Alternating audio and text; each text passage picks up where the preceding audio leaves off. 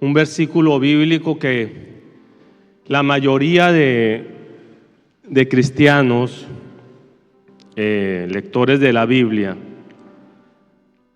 lo tienen muy grabado, más porque termina en conviértanse ellos a ti y no te conviertas a ellos. ¿Qué es convertir?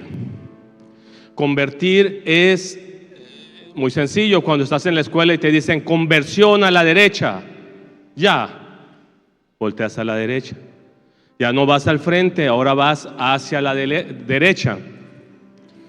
Convertir también es cuando el agua se convierte en vapor, en hielo. Y a veces confundimos convertir, lo confundimos con aceptar al Señor Jesús como nuestro Señor y Salvador. Romanos 10:9, por favor. ¿Cuándo entra la salvación por gracia a tu vida? ¿Cuándo puedes decir que estás alineado a Jesús? Dijo Pablo que si confesares con tu boca que Jesús es el Señor, o sea, el dueño de tu vida, ya no eres el dueño tú, ahora tienes un dueño. En esa época había dos tipos de personas: los libres y los esclavos. La gente procuraba decir o ser libre, porque una vez que eras esclavo, terminabas vendido, terminabas trabajando en lo que no querías trabajar y como no querías trabajar, o terminabas en el Coliseo romano, siendo alimento de animales, siendo carne de cañón, como se dice, para gladiadores. Entonces todo el mundo quería ser libre. Y Pablo mismo está diciendo que si confesares con tu boca que tú tienes un dueño, que no eres libre, y creyeres en tu corazón que Dios le levantó de los muertos, serás salvo. Siguiente versículo. Porque con el corazón se cree para justicia, pero con la boca se confiesa para salvación. Estamos en la serie La vida que escogí. Juan 15:16. No me elegisteis vosotros a mí, sino que yo los elegí a vosotros, a ustedes, y os he puesto para que vayáis y llevéis mucho fruto, y vuestro fruto permanezca, para que todo lo que le pidas al Padre en mi nombre, Él os lo dé. Él nos eligió a nosotros, pero al fin de cuentas tenemos libre albedrío. De nosotros depende si vivimos la vida que Él quiere para nosotros. Una vida yendo hombro a hombro con Él. Me llamó mucho la atención la vida del apóstol Pedro. Cuando lo escoge, Pedro estaba en una barca, en su barca, estaba trabajando toda la noche, trató de pescar, dice en la palabra que no pescó nada. Era un empresario un poco fallido, era un empresario tal vez un traumado, diciendo: ¿de qué me sirve tener un barco? En aquella época el dueño de un barco yo creo que era de los riquillos. ¿De qué me sirve tener un barco si no pesco nada? El Señor le pide prestado su barco para predicar. Le dice: ok, Pedro, necesito subirme a tu barco, que te hagas un poco para atrás para poder predicar a mis anchas. Probablemente el viento soplaba hacia la playa. Por esa razón se iba a oír mejor. Cuando termina le dice a Pedro: Pedro, boga mar adentro y echa tu red. Probablemente Pedro, cuando lo escuchaba, quedó impactado por Jesús. Porque a como era el temperamento de Pedro, era para que le hubiera dicho: maestro, tú a lo tuyo, yo a lo mío. Pesqué toda la noche, no saqué nada, así que me quiero ir a dormir. Era muy atrabancado Pedro. Pero algo pasó con lo que Jesús enseñó ese día que Pedro obedece. Y dice en la Biblia que literalmente no podía sacar la red de tantos peces que había en ella. Se hinca ante el Señor y le dice: perdóname porque soy pecador. Y el Señor le dice: sígueme y te haré pescador de hombres. Ahí empieza la historia de Pedro, cuando Pedro se levanta y entiende que ahora va a seguir a un maestro. Entiende que va a dejar su negocio, va a dejar su barco, y ahora se lanza a una aventura. ¿Sabes que cuando tú decides seguir a Jesús es una aventura? Pero tú decides si esa aventura es una aventura tremenda, es una aventura espectacular o es una aventura amargada. Y eso no depende de Jesús, depende de ti, depende de mí. Pedro empieza a seguir a Jesús y ve muchas cosas, y no voy a abundar mucho en lo que es la historia de Pedro antes de las palabras que Jesús le dijo cuando él resucita. Ya Jesús resucitado se aparece, habla con Pedro, un Pedro que lo había negado antes de que lo crucificaran, y 3 veces lo negó. Habla con él y le repite algo 3 veces a Pedro. Y la última vez Pedro se puso bien triste porque entendió que al igual que él lo negó 3 veces, el Señor le repitió esto 3 veces. Pedro, ¿me amas? Tú no puedes decidir seguir a Jesús si no lo amas. No puedes. Cuando tú amas a alguien, lo puedes obedecer, le puedes creer, es fácil caminar al lado de esa persona porque algo hace el amor. Fíjate, el amor te hace confiar en él o en ella. El amor te hace creerle, aunque él no te ame o ella no te ame, hay algo en ti que tú quieres creer que estás confiado o confiada con esa persona. ¿Crees que también eso es recíproco? Entonces a Jesús tú no lo puedes seguir si no lo amas. Y le dice: Pedro, ¿me amas? Sí. Apacienta mis ovejas. Le dio una orden. Pedro, te voy a dejar aquí. Ya caminamos. Ya tu vida ha sido conmigo, pero yo me tengo que ir, pero necesito dejarte con una petición: que apacientes mis ovejas. Es un mandato, Pedro. Si me amas, apacienta por favor a mis ovejas.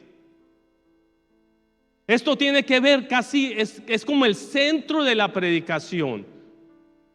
No es el versículo clave, pero sí es el centro de la predicación. Como el Señor le dice: me amas, sí, entonces haz lo que yo te estoy pidiendo.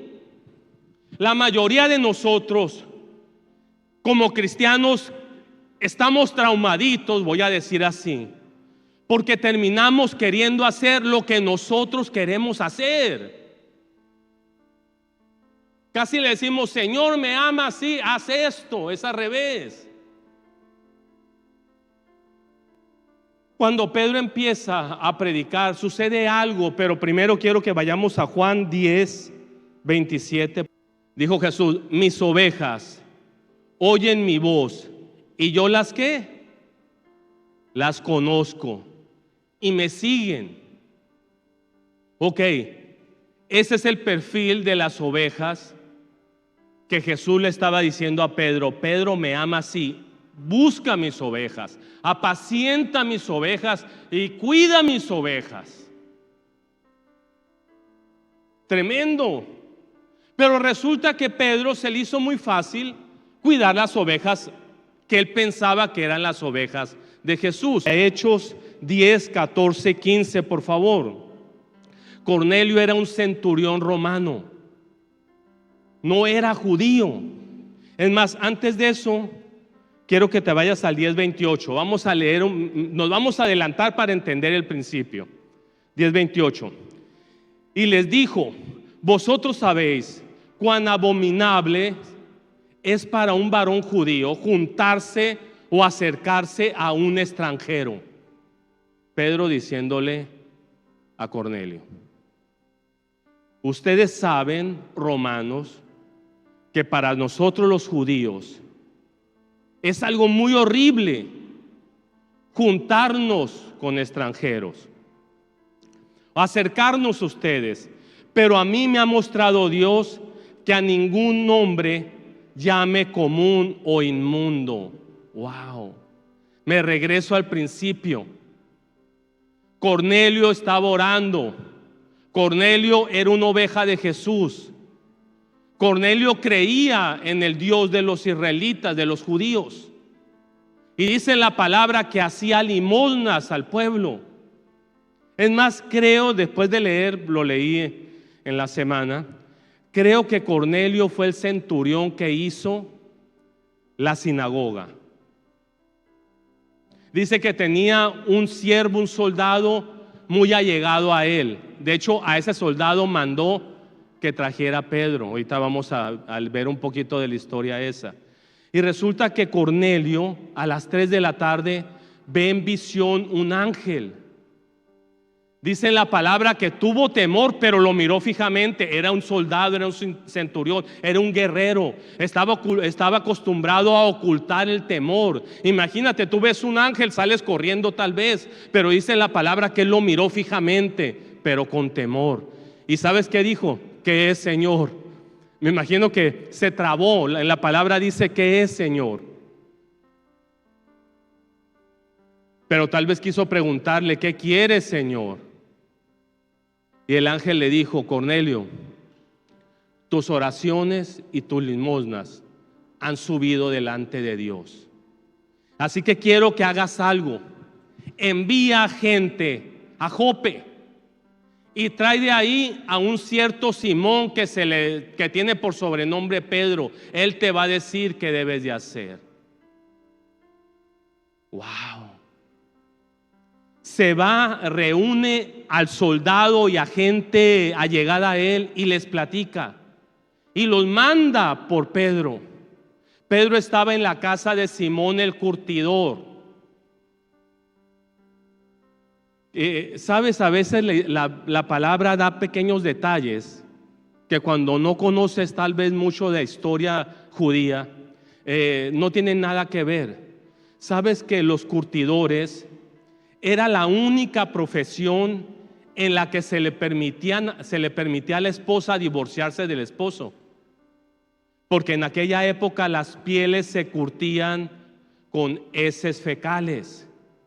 Entonces el esposo siempre apestaba a aguas negras.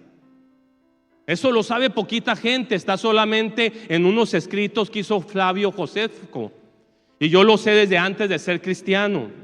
Mi mamá compraba libros de selecciones y tenía un libro que se llamaba Jesús y su tiempo y me gustaba mucho leerlo.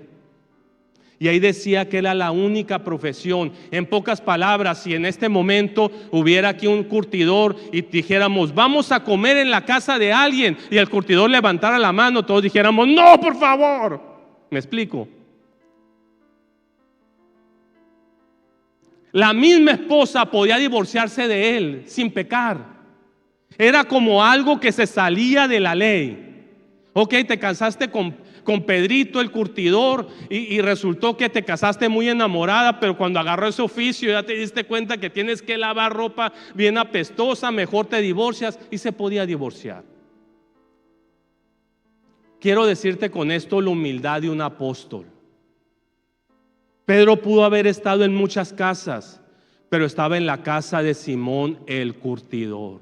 Y dice que estaba en la azotea y le dio hambre y le estaban empezando a cocinar cuando vio que bajó un manto del cielo con animales que para los judíos no les es lícito comer: reptiles, cerdos. Y el manto le dijo, oyó una voz que le dijo: mata y come. Y Pedro dijo: Señor, yo nunca he comido una cosa inmunda, impura. Soy judío. Y el Señor le contesta: no llames inmundo lo que yo he limpiado, no lo llames común.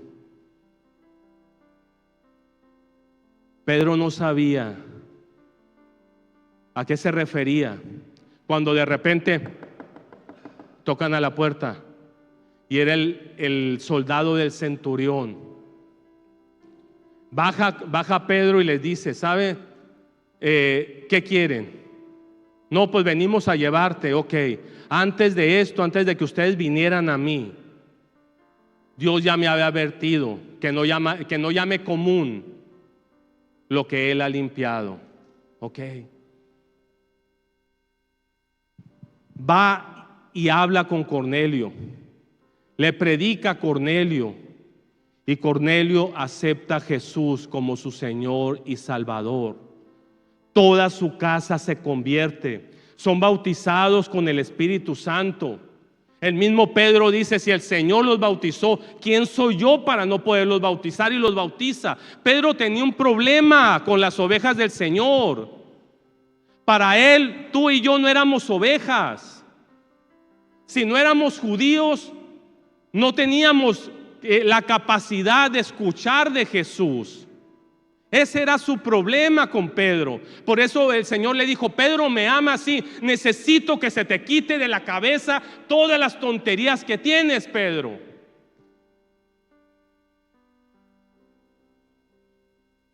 Tal vez haya cosas de religión, tal vez haya cosas que te enseñaron desde niño, pero quiero que entiendas: no solamente soy Señor, he sido tu maestro.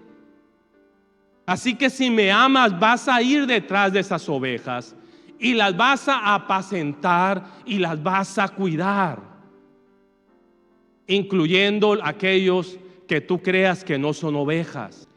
Es increíble.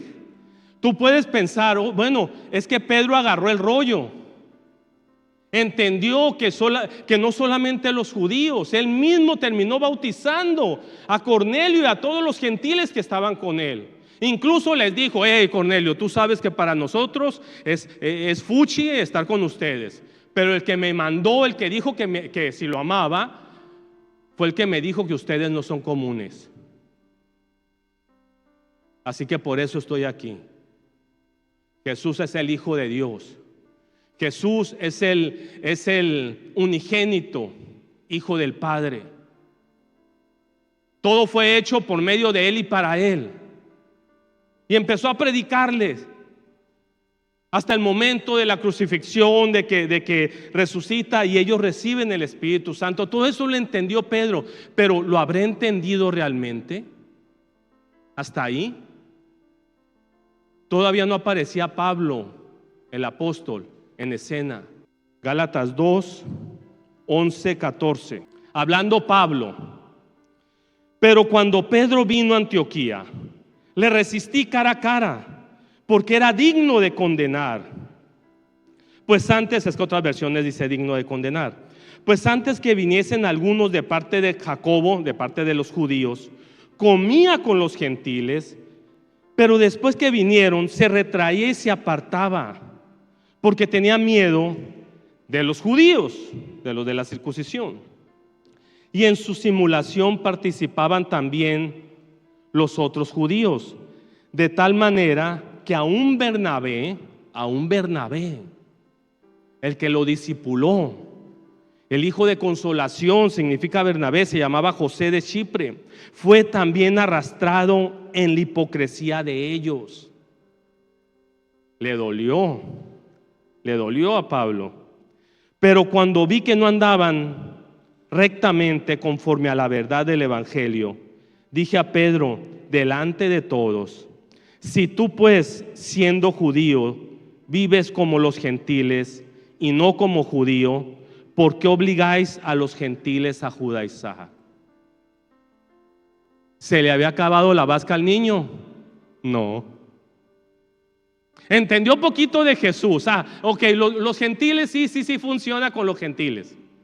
Pero cuando llegaban judíos, él se hacía: yo me hago para atrás. Y el mismo Pablo termina diciéndole: oye, no seas hipócrita. Me imagino que en ese momento se volvió a acordar que Jesús le dijo: si me amas, sabes, cuando tú te casas, te hacen recitar los famosos votos. Vas a amarla, a la que tomas como esposa, en la juventud, en la vejez, en la riqueza, en la pobreza, en la enfermedad, en la salud, y hasta que la muerte los separe. Y tú dices: sí. Y ese sí viene de un corazón enamorado. Tú no puedes enamorarte de Jesús y pensar que no le vas a obedecer. Y quiero pensar, porque apenas vamos a arrancar, quiero pensar que Pedro entendió eso, porque en ningún momento en sus cartas habla mal de Pablo, número uno. Al contrario, dice que Pablo tiene cosas muy profundas, que hay personas que incluso no las pueden entender. Segunda de Pedro 3:9, por favor. Estoy seguro que Pedro terminó convirtiéndose. ¿Qué es convertirse? En nuestra vida hay muchas áreas que necesitamos convertirlas. Pueden ser patrones religiosos, pueden ser cosas inmorales, puede ser tacañerismo, puede ser que siempre seas izquierdista. No estoy hablando de los políticos, que seas de las personas que siempre piensas para el otro lado, que seas rebelde, la rebeldía. Cosas como el chisme, cosas que pensamos que como cristianos no hay problemas con ellas. Acabo, yo acepté a Cristo, yo soy salvo. ¿Qué tiene que ver algún detallito? Incluso cosas que son genéticas. Normalmente, por ejemplo, los tacaños es abuela tacaña miserable, mamá tacaña miserable, hijo tacaño miserable, nieto tacaño miserable, así. Hemos conocido personas,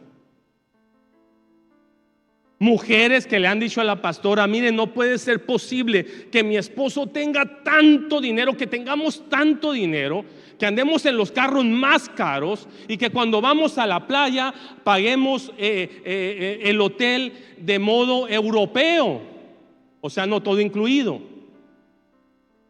y me tenga a mí cocinando, me tenga a mí lavando platos, cuando tenemos para comprar la mitad del hotel si queremos. O sea, no puede ser posible. Así es, el que es tacaño es miserable, en cualquier cosita va a ser miserable, y a veces es genético. Y quiero llegar a la genética también de Pedro. Pedro era un pescador, pero en su genética estaba la religión. Nomás los judíos somos los escogidos. Por eso Jesús, cuando murió, se rasgó el velo del templo, para que tú y yo también fuésemos escogidos por Él. Pedro terminó escribiendo esto: el Señor no retarda su promesa, según algunos la tienen por tardanza, sino que es paciente para con nosotros, no queriendo que ninguno perezca. Ahí entendió. No queriendo que ninguno perezca, sino que todos procedan al arrepentimiento. Arrepentimiento es convertirse. Hay cosas que si no las ponemos en las manos del Señor, cosas que si no las hacemos, no nos convertimos, no dejamos. Te voy a leer primero este versículo, que viene siendo el versículo clave, y después te voy a poner más ejemplos. Jeremías 15:19, por favor. Le dijo Dios a Jeremías esto, uno de los profetas más grandes que ha tenido el pueblo judío, y nosotros también. En Jeremías 33:3 viene el teléfono de Dios. Jeremías 33:3 dice: clama a mí y te responderé, y te enseñaré cosas grandes y ocultas que tú no conoces. Jeremías fue el profeta que le dijo al Señor: tú me sedujiste y fui seducido. Ahí como en el capítulo 20. Quise ser más fuerte que tú y no pude. Quería huir de predicar tu palabra y no pude huir. Siempre prediqué de ti. Jeremías fue un escogido desde el vientre de su madre. En los primeros capítulos el Señor habla directamente con Jeremías y le dice: te he escogido para esto, te he escogido para aquel, te he escogido para que hagas esto y esto. Y sin embargo en el 15:19 le dice a Jeremías algo que te puede botar la cabeza. Por tanto, así ha dicho Jehová: si te convirtieres. Jeremías amaba a Dios. Tenía a Dios como su Dios, o sea, como su Señor y Salvador. Jeremías no tenía problemas con una relación con Dios, él lo escuchaba. Hasta el último lo escuchó. Cuando Dios le dice a Jeremías: Jeremías, sí, va a venir un primo tuyo. Y Jeremías estaba en la cárcel porque iban a destruir toda la ciudad y todo el pueblo y todo el país. Y le dice: viene un primo tuyo a venderte una propiedad. Quiero que la compres. ¿Por qué? Si tú me dijiste que todo esto va a ser destruido, sí, pero cómprala, porque algún día en este lugar se va a volver a vender y comprar cosas. Es profético, entiéndelo. Y llegó el primo, como Dios le dijo, y le compró la propiedad. Bueno, a este Jeremías el Señor le dice esto: por tanto, así dice Jehová, si te convirtieres.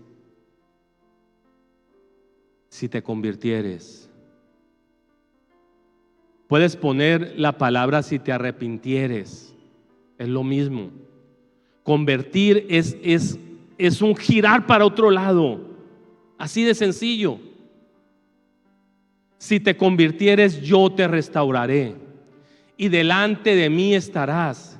Y si entresacares lo precioso de lo vil. ¿Sabes? Jeremías tenía cosas guardadas viles, como todos las podemos tener. Por eso dice si entresacares, pero hay gente que ni siquiera se puede dar cuenta de lo mal que tiene. Es que mi abuela era así, mi abuelo, mis tíos, mi mamá. Somos problemáticos, pero hay gente que ni siquiera se da cuenta de eso. A un tacaño le dices que es tacaño y te va a decir que no es cierto. A un cizañoso, tú le dices que es cizañoso, te va a decir que no es cierto, que es informativo, que no es bodega para retener todo.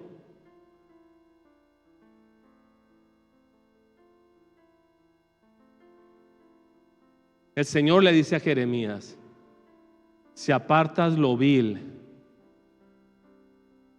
de lo bonito, de lo precioso, serás como mi boca.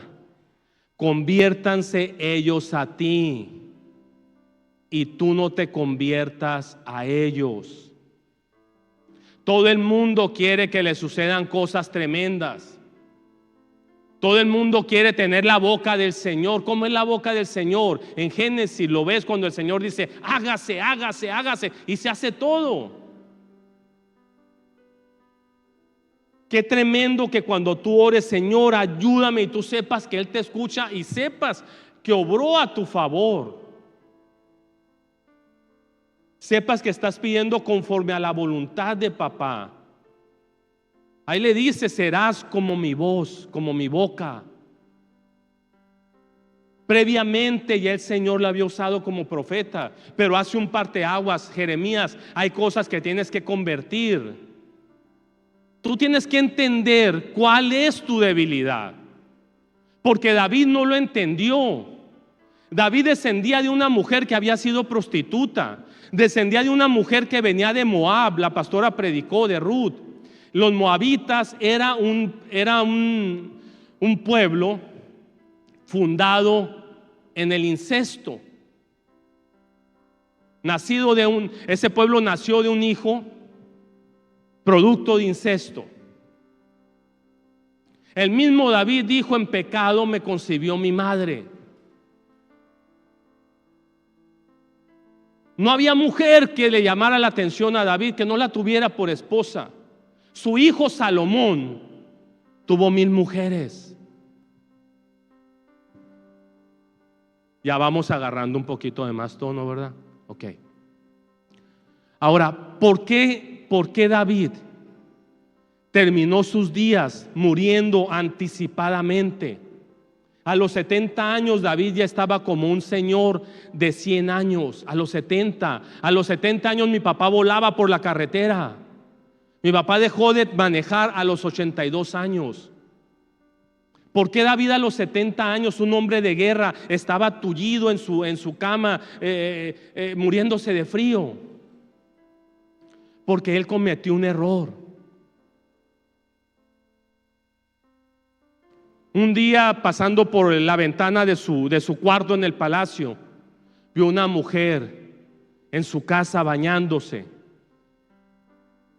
Preguntó por ella, resultó que era esposa de un soldado de él, de uno de sus generales, Urías Eteo. La mujer se llamaba Abigail, no, Betsabé. La manda a llamar. La mujer queda embarazada. Manda a llamar al marido para que parezca como que el hijo era del marido. Y resulta que no. El marido no se mete en la casa de ella o en su casa con ella, porque era tiempo de guerra.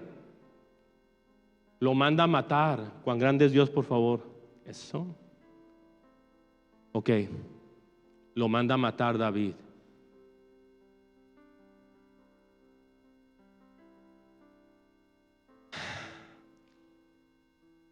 Cuando ya muere, él recibe a la mujer como su esposa, pero el profeta Natán va y lo visita y le cuenta una historia. Había un hombre muy rico que tenía muchas ovejas y tenía un vecino muy pobre que tenía una sola ovejita. Al rico le llegó visita en la noche y el rico mandó matar la ovejita del vecino. En eso David se enciende en ira y dice: pero ¿cómo pudo hacer eso ese hombre? Es digno de muerte. Tienen que quitarle 4 tantos a él. Ese hombre es de lo peor. Y el profeta le dice: ese hombre eres tú. Ese hombre eres tú.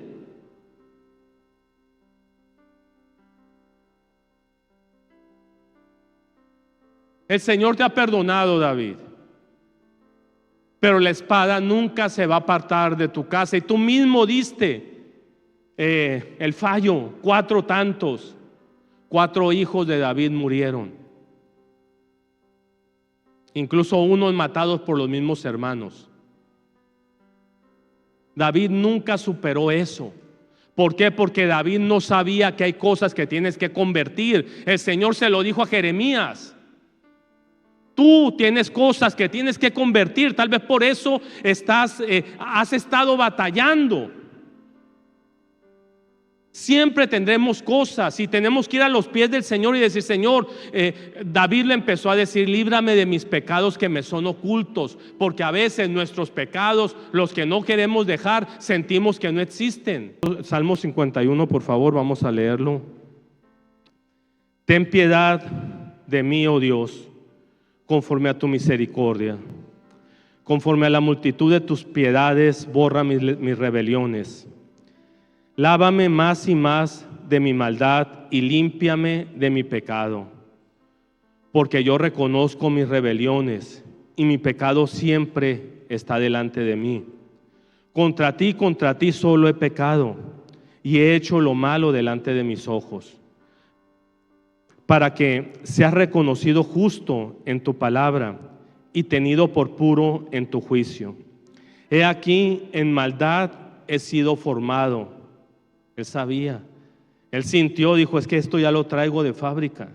Y en pecado me concibió mi madre. Se creía que él era hijo del papá, pero no hijo de la mamá de los hermanos, que el papá lo había tenido por fuera. He aquí, Tú amas la verdad en lo íntimo y en lo secreto me has hecho comprender sabiduría. Purifícame con hisopo y seré limpio. Lávame y seré más blanco que la nieve. Hazme oír gozo y alegría, y se recrearán los huesos que has abatido. Esconde tu rostro de mis pecados y borra todas mis rebeliones. Crea en mí, oh Dios, un corazón limpio y renueva un espíritu recto dentro de mí. No me eches de delante de ti y no quites de mí tu Santo Espíritu. Vuélveme el gozo de tu salvación y espíritu noble me sustente. Entonces enseñaré a los transgresores tus caminos y tus pecados y a los pecadores se convertirán a ti. Líbrame de los homicidios, oh Dios, Dios de mi salvación. Se acordaba de lo que había hecho él. Cantará mi lengua tu justicia, Señor, abre mis labios, publicará mi boca tu alabanza. Porque no quieres sacrificio, que yo lo daría, no quieres holocausto. Los sacrificios de Dios son el espíritu quebrantado, y al corazón contrito y humillado no despreciarás tú, oh Dios. Ese fue David. Ese fue David. Tenemos que ver qué es lo que nos separa del Señor. La salvación no es negociable, pero tú decides si llegas al Señor en avión o si llegas rodando por terracería. El Señor dice en Gálatas 6:7, Dios no puede ser burlado, todo lo que el hombre sembrare, eso también segará. Proverbios 16:28.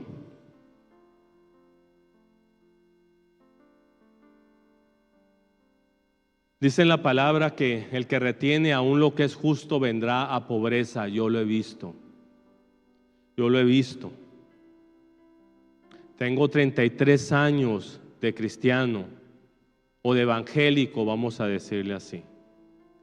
Y he visto que toda la gente que de aquella época que retuvo más de lo que era justo, no llegaron a buen fin sin antes haber perdido todo. Y te lo pongo por escrito que va a seguir siendo así. Hay gente que tiene problemas en la iglesia. Es que no quiero dar. No tienes problemas en la iglesia, lo tienes en tu vida. Estás disfrazando una tacañería que tienes en el corazón pensando que es que la iglesia no. Donde quiera que vas, así eres. Retienes lo mejor hasta de las personas que amas. Estoy hablando que gracias a Dios no hay aquí. Sobre el que tiene problemas con el dar. Dice ahí, el hombre perverso levanta contienda y el chismoso aparta a los mejores amigos. El cáncer de una iglesia es el chisme. Siempre lo será y lo es en el trabajo. Personas que me dicen, pastor, en la semana hablaba con alguien así, pastor, es que en el trabajo es un infierno. Así es. ¿Por qué? Porque hay personas que tienen problemas con eso. Ahora el trabajo puede que sea un infierno, pero la iglesia nunca. Siguiente, Proverbios 26:20. Sin leña se apaga el fuego, y donde no hay chismoso cesa la contienda. ¿Cómo quieres ser la boca del Señor si en vez de estar agradecido con la gente que te ha ayudado en los peores momentos, terminas mordiendo esa mano? Hay gente que le puedes hacer 1000 favores de todo índole. El día que no le haces un favor, ese día te muerden la mano.